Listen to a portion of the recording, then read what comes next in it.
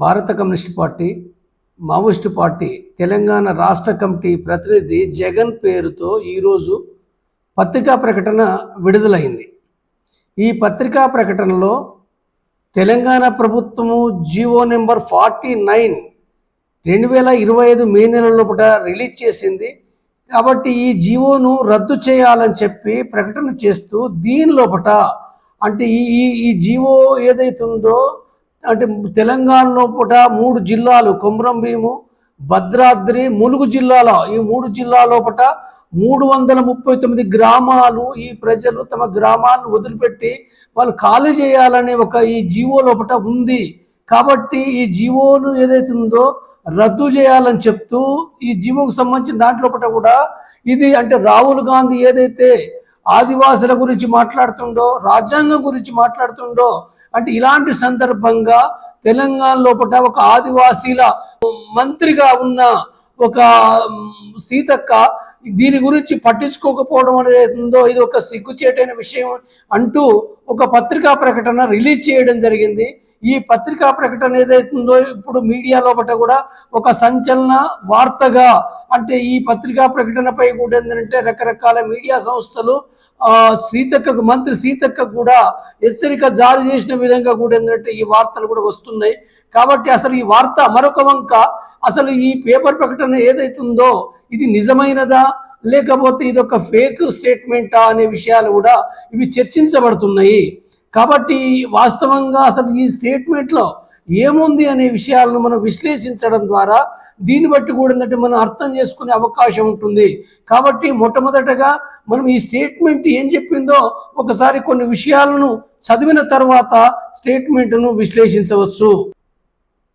ఈ ప్రకటన జంతు పులుల కోసమా మానవుల పులుల కోసమా హెడ్డింగ్ తోటి ఈ ప్రకటన ఉన్నది. ఆదివాసీ ప్రజల హక్కుల కోసం జల్ జంగల్ జమీన్ ఉద్యమానికి నాయకత్వం వహించి అమరజీవిగా ఆదివాసుల ఉద్యమ స్ఫూర్తిగా ఉన్న కొమరంభీము పేరుతో ఏర్పాటైన జిల్లాలోని సుమారు 339 గ్రామాలను ప్రజలను ఖాళీ చేయించాలని తెచ్చిన జీవో నెంబర్ 49 తేదీ 5/5/2025ను రద్దు చేయాలని మావోయిస్టు పార్టీ డిమాండ్ చేస్తుంది. ఈ జీవో ఉద్దేశం జంతు పులుల కోసం కాదు అనేది వాస్తవము. ఇది మానవ పులులైన మోడీ, అమిత్ షా, మానస పుత్రులైన ఆదాని, అంబానీ మరియు కార్పొరేట్ సంస్థల కోసమే అనేది అందరూ గమనించాలి. వేల సంవత్సరాలుగా అడవిలోని అన్ని రకాల జంతువులను కాపాడుతూ సహజీవనం చేస్తున్న మూలవాసులను అడవికి దూరం చేసి వారి జీవనాన్ని, సంస్కృతి, సాంప్రదాయాలను మరీ ముఖ్యంగా అటవీ సంపదను కొల్లగొట్టడానికి రాష్ట్ర కేంద్ర ప్రభుత్వాలు పెద్ద ఎత్తున ప్రయత్నాలు చేస్తున్నారు. తెలంగాణలో ప్రస్తుతం ఉన్న 33 జిల్లాల్లో 3 జిల్లాలు పూర్తిగా కనుమరుగవుతాయి. కొమరంభీము జిల్లా, ములుగు జిల్లా, భద్రాద్రి జిల్లాలు తెలంగాణ చిత్రపటంలో ఇక కనపడవు.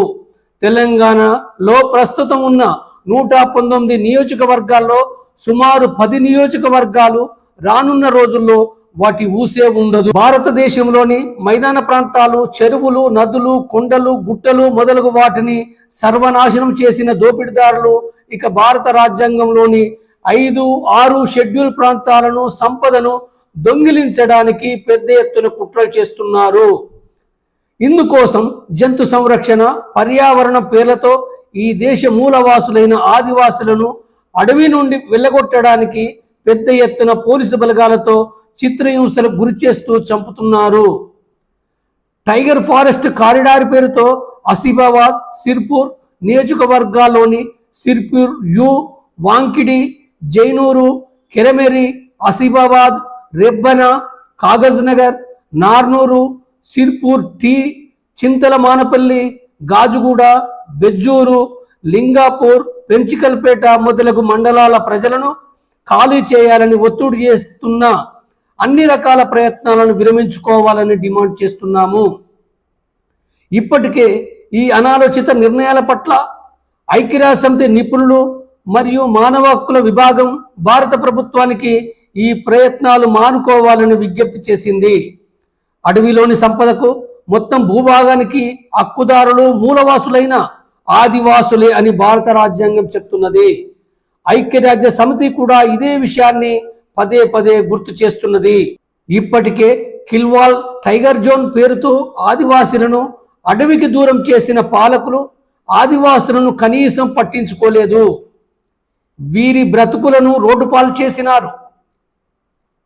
అధికారిక లెక్కల ప్రకారం సుమారు 12 లక్షల ఎకరాలతో పోడు వ్యవసాయం చేస్తున్న ఆదివాసులకు భూమి హక్కు పత్రాలు కల్పిస్తామన్న హామీలు ఇప్పటికీ మొదలు కాలేదు.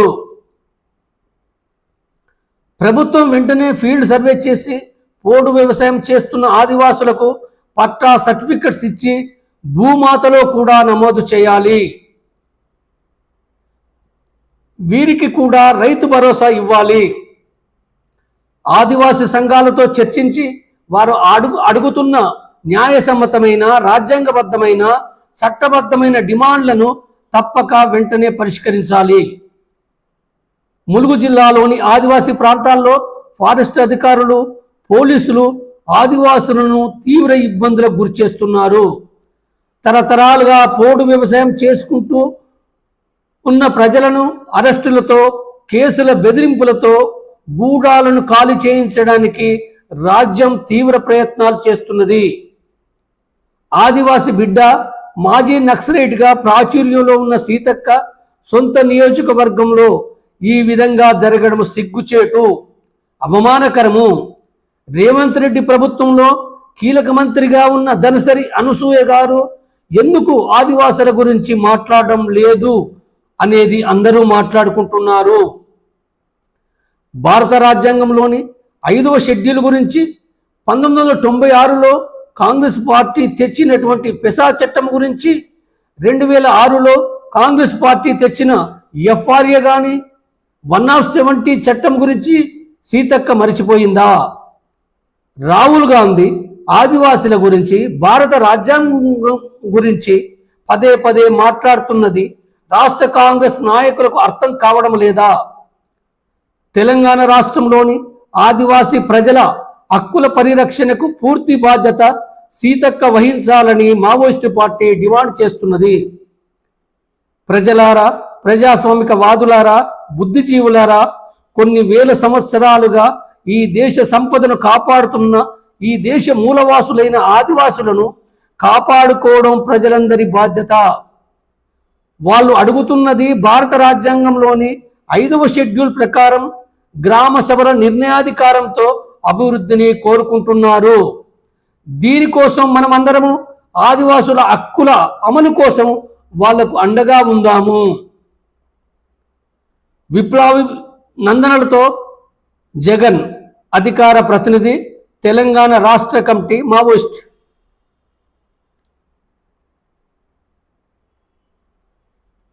ఇది ఈరోజు వచ్చిన ప్రకటన. ఈ ప్రకటనకు సంబంధించిన దాన్ని విశ్లేషిస్తే వాస్తవంగా మే నెల లోపల తెలంగాణ ప్రభుత్వం ఈ జీవోను విడుదల చేసింది. ఇది కేంద్ర ప్రభుత్వ నిర్ణయంలో భాగం కూడా.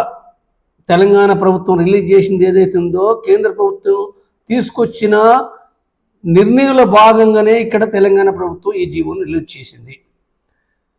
ఒక వంక ఈరోజు ఛత్తీస్గఢ్ లోపల ఖగార్కు వ్యతిరేకంగా మావోయిస్టు పార్టీ, ఇతర కమ్యూనిస్టు పార్టీలు, నక్సలైట్ పార్టీలు, లేదా కొన్ని సందర్భంలో కాంగ్రెస్, బీఆర్ఎస్ సైతం కూడా ఈ ఖగారు సభలో పోయి ఇక్కడ ఛత్తీస్గఢ్ లోపల జరుపుతున్న ఖగారు ఏదైతుందో, నిర్మూలన దాడి ఏదైతుందో ఇది సరైనది కాదని చెప్పి కూడా కాంగ్రెస్ సైతం కూడా మాట్లాడుతున్నది.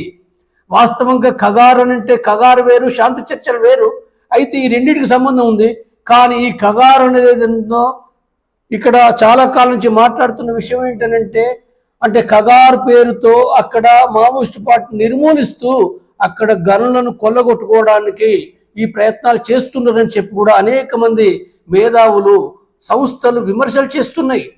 అంటే ఇక్కడ ఈ గనులను కొల్లగొట్టడానికి వీళ్ళు చేస్తున్నది ఏంటంటే అక్కడ ఆదివాసీ ప్రజలతోటి, గ్రామ పంచాయతీతో సంబంధం లేకుండా, లేకపోతే పెసా చట్టంతో సంబంధం లేకుండా, లేదా 5th 6th షెడ్యూల్ తోటి సంబంధం లేకుండా కూడా వాళ్ళను ఖాళీ చేయడానికి అన్ని రకాల ప్రయత్నాలు కేంద్ర ప్రభుత్వం చేస్తున్నది అనే విషయాన్ని కూడా ఒక సీరియస్గా విమర్శలు చేస్తున్న క్రమంలో విచిత్రంగా తెలంగాణ ప్రభుత్వం కూడా మే నెల లోపలనే ఈ చట్టం చేయడం అనేది ఉందో అంటే ఇది ఒక రకంగా డబుల్ స్టాండర్డ్స్ను కూడా ఇది చూపిస్తుంది. వాస్తవంగా ఈ చట్టాలు కాంగ్రెస్ ప్రధానమంత్రిగా ఉన్నప్పుడు కాంగ్రెస్ పరిపాలన కొనసాగినప్పుడు ఈ పెసా చట్టం వచ్చింది, లేదా ఎఫ్ఆర్ఏ అనే చట్టం 2006లో కూడా వచ్చింది. కాబట్టి ఇలాంటి నేపథ్యంలో 170 కూడా ఇందిరాగాంధీ ప్రధానమంత్రిగా ఉన్నప్పుడు కూడా వచ్చింది. కాబట్టి అంటే కాంగ్రెస్ రూపొందించిన చట్టాలనే కాంగ్రెస్ ఏదైతుందో ఉల్లంఘించడం అనేది అవుతుందో ఒక వంక రాహుల్ గాంధీ కూడా పదే వివిధ సందర్భాల్లో ఒరిస్సాకు పోయినప్పుడు కానీ లేదా అంటే ఛత్తీస్గఢ్కి పోయినప్పుడు కానీ వివిధ ప్రాంతాలకు పోయినప్పుడు కూడా ఆదివాసుల గురించి కూడా పదే మాట్లాడడం కూడా జరుగుతుంది. కాబట్టి ఈ నేపథ్యంలో తెలంగాణ ప్రభుత్వం ఏదైతుందో ఈ చట్టం చేయడం అనేతుందో అంటే ఈ చట్టం చేయడం ద్వారా ఆదివాసీ ఆదిలాబాద్ లోపట, ములుగు జిల్లా లోపట, భద్రాద్రి జిల్లా లోపట ఇప్పటికే అంటే ఆదివాసీ ప్రజలు గిరిజన సంఘాలు కూడా ఒక ఆందోళన కూడా మొదలుపెట్టినాయి. ఈ ఆందోళన ఈ నెల 30వ తారీఖు కూడా ఏంటంటే వాళ్ళు ర్యాలీలు లేదా ఆందోళన చేయాలని కూడా నిర్ణయించుకున్నట్టు కూడా వార్తలు వస్తున్నాయి. కాబట్టి అయితే ఇది అంటే ఈ చట్టం మే నెల లోపట మే 5వ తారీఖు చేసిన విషయాలు కూడా తెలిసి ప్రజలు వ్యతిరేకించారు. వాస్తవంగా ఏ ప్రాంతాల ఉన్నాయో ఈ 3 జిల్లాల లోపట ఉదాహరణకు కొమ్రం భీము జిల్లా లోపట ఏదైతుందో ఆ గ్రామాల లోపల వాళ్ళని ఖాళీ చేయాలనే విషయాన్ని కూడా ఒక సందర్భంలో కొంతమంది అధికారులు చెప్పిన విషయాలు కూడా ఉన్నాయి. కానీ దాన్ని ప్రజలు వ్యతిరేకించడంతో తిరిగి మీరు ఖాళీ చేయాల్సిన అవసరం లేదు, మీరు ఖాళీ చేయవద్దు, కానీ పులులను జంతువులను పెంచుతామని చెప్పి కూడా చెప్తున్నారు. కాబట్టి పులులను జంతువులను పెంచుతామనే పేరు మీద ఈ మొత్తం గ్రామాలను ఒక టైగర్ ప్రాజెక్ట్ కింద అంటే జంతువుల కోసం పర్యావరణ కోసం అనేది ఏదైతుందో ఈ చెప్పేది ఏదైతుందో ఇన్ ప్రాక్టీస్ లోపల ఏం జరుగుతుంది, ప్రాక్టీస్ లోపల జరిగేది ఏంటంటే ఈ ప్రజలను క్రమక్రమంగా ఇక్కడి నుంచి ఎల్లగొట్టడమే జరుగుతుంది. ఈ ప్రజలు అక్కడ పోడు వ్యవసాయం చేసుకోకుండా కూడా నిరోధిస్తారు. ఈ అడవి పైన ప్రజలకు ఎలాంటి హక్కులు లేకుండా కూడా నిరోధించడం జరుగుతుంది. ఈ అడవంతా ఏమవుతుంది అంటే జంతువుల పేరు మీద పర్యావరణం పేరు మీద కూడా ఏంటంటే ఏదైతే ఉందో అంటే అన్ని అంటే గనులు అడవి తర్వాత భూములు మొత్తంగా కూడా ఇవాళ అంటే సామ్రాజ్యవాద గుప్త సంస్థలతో సహా లేదా ఈ దేశంలో బట్టి బడా పెట్టుబడిదారులైన అంబానీ ఆదానీ లాంటి కార్పొరేట్ పెట్టుబడిదారులతో సహా ఈ మొత్తంగా కూడినంటే గనులను భూములను కబ్జా చేయాలనేదో అనేక రకాలుగా వాళ్ళ పథకాలు వేస్తున్నారు.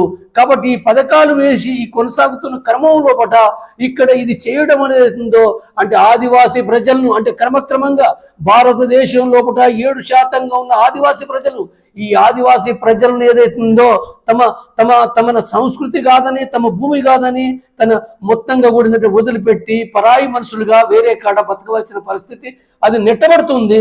కాబట్టి ఇది ఏదైతుందో వాస్తవంగా ఐక్యరాజ్య సమితి కూడా అంటే ఆదివాసీ ప్రజలు ఏవైతుందో వాళ్ళ యొక్క అస్తిత్వాన్ని కాపాడాలి ప్రపంచవ్యాప్తంగా అనేది కూడా ఐక్యరాజ్య సమితి కూడా నిర్ణయాలు చేసింది. మానవ హక్కుల సంఘాలు అనేక సందర్భాల్లో కూడా వాళ్ళు మాట్లాడుతున్నారు.